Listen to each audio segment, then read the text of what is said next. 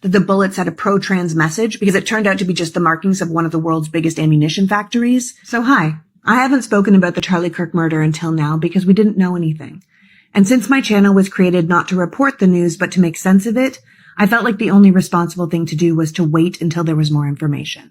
It now appears that the person who shot and killed right-wing political commentator Charlie Kirk was like the majority of shooters in America, a young white male from a conservative pro-gun religious background. After being told for 2 straight days that the left had declared war on America, that the shooter was most likely trans, or in Congresswoman Nancy Mace's words, pro-tranny, after the Wall Street Journal published an article they had to later walk back that the bullets had a pro-trans message because it turned out to be just the markings of one of the world's biggest ammunition factories, they were wrong.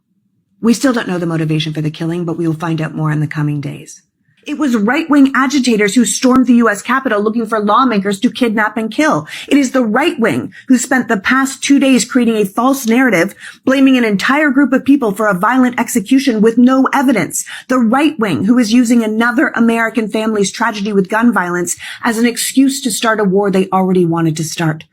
So unlike everyone on the right who tried to capitalize on Kirk's death to spin some narrative to their own benefit, and everyone on the left who felt the need to lionize a man for free speech who did more damage with that speech in his lifetime than most people could ever dream of, I'm just going to stick with the facts.